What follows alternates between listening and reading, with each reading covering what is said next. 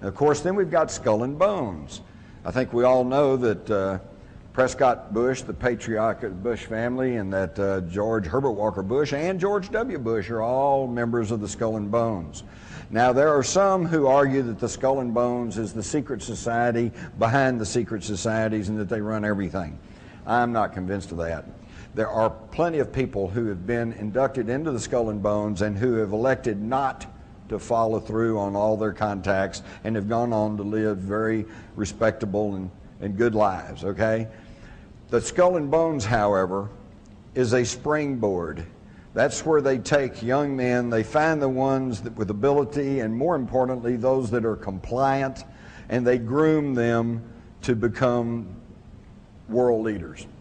And all you have to do is just go study about the Skull and Bones, and you'll find that there is an inordinate number of people who go on to take top government positions.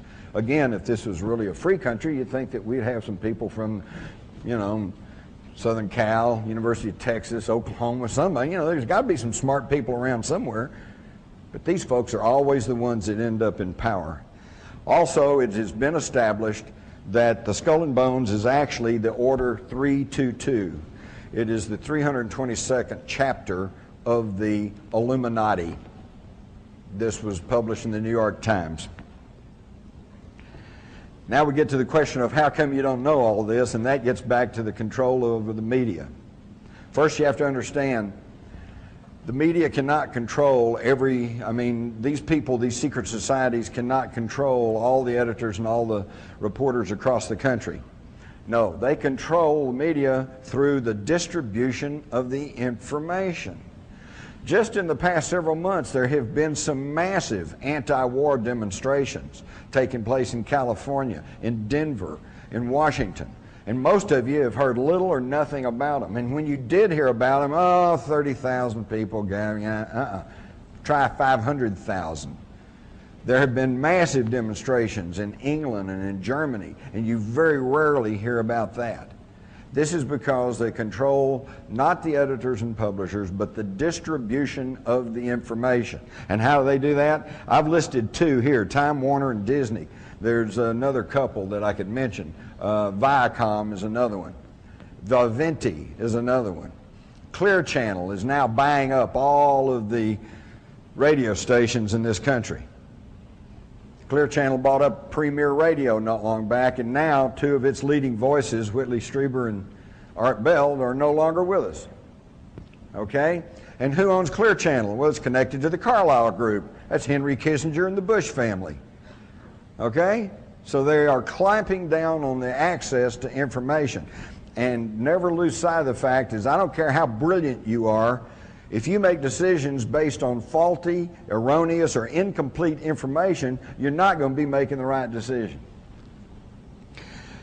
At the top is a note that was written to James Tucker, who used to write for the old Spotlight, now writes for the American Free Press, and he has tracked the Bilderbergers for years. And this lady that was an ombudsman with the Washington Post sends him a note and says, well, if observations of the Bilderberg, the Trilateral Commission, Council on Foreign Relations, Aspen Institute, etc. hold true, there's much that is ponderous, but little that is newsworthy. How's that for a condescending, unthinking response? Let me put it this way.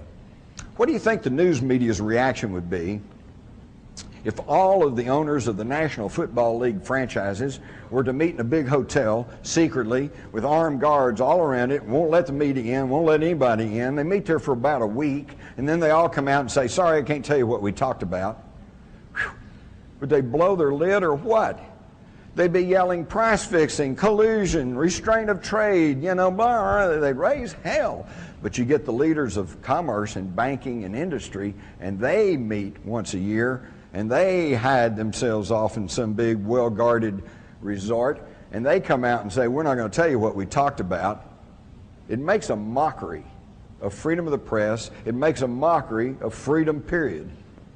We have got to start understanding who's really calling the shots, because until we understand what's really going on, how can we make any decisions or do anything about what's happening in our own country? I had to throw in this cartoon. Says, well, the CBS Viacom deal, look at what you get. Movies, MTV, radio, videos, Nickelodeon, news media, theme parks, billboards, Showtime, just about every kind of entertainment and advertising you could want. The guy says, well, what about the news? And the guy says, this is the news. This is the news. Think about it, folks. Not long back, I'm sitting at home, and I don't watch TV that much, but I happen to have it on. They said that we're going to interrupt for a news break. I'm going, okay, good. I'll get to the headline news, kind of get caught up. There were 4 stories that they put out over this 2-minute news break or whatever it is, and all 4 of them were sports stories. So-and-so won the Masters, you know, so-and-so won some football game, some baseball game. Don't get me wrong. I love sports, but sports are sports. They are not news. You can get all excited about the big game, but then next week it's over with, and who cares? And what does it really matter? It doesn't. And that's what's masquerading, though, as news. Now, these folks, it's already been said right here at this conference that these folks are really the brightest and the best, and they are more intelligent than we are. And it's only right and proper that they run everything because they only have our best interest at heart. Well, let's look back over just the past 100 years. They've given us 2 world wars, 2 depressions, one acknowledged and the one currently not. And it doesn't sound like they're operating in our best interest. Not at all. They give us the Persian Gulf War. That was Daddy Bush's war. Drew his line in the sand. Just happened to be north of the Harkin Energy holdings of his son George W., who just by sheer coincidence, I'm sure, sold off the bulk of those holdings right before the invasion of Kuwait and made himself almost a cool $1 million by selling short on that. You think Daddy might have whispered in his ear? Oh, no, wouldn't do that, would they? Of course they would. And then the whole thing ends, just as everything's closing in. Got too much to cover here. I could give you the whole story. When the American ambassador goes to Saddam Hussein, April Glaspie, and she testified to this in front of Congress but didn't go anywhere, he says, we're going to go back to our original boundaries, which means he's going to take back Kuwait, which was illegally taken and carved out of Iraq in the first place by the British years ago so they could get their hands on some of those southern Iraqi oil reserves. And he asked the American ambassador, you know, what do y'all think about that? And her almost exact answer was, well, I've been instructed to inform you that we consider that an Arab problem and we don't really have any thoughts on that. What does that sound like? Sounds like do what you want to do. And then the minute he sends his troops into Kuwait, oh, he's the new Hitler. All right, and the Saudis put up a $12 billion war chest hidden in a secret account in London for George Bush to use to prosecute the Persian Gulf War. It's a deal, folks. It's just a deal. They're all just deals. This whole thing right now, I'll tell you what I suspect. We all know this thing about Iraq is about oil. But why do we need the oil? We got plenty of oil in the United States, and we're not getting that much out of the Middle East anyway. And besides that, we now have our troops in Afghanistan.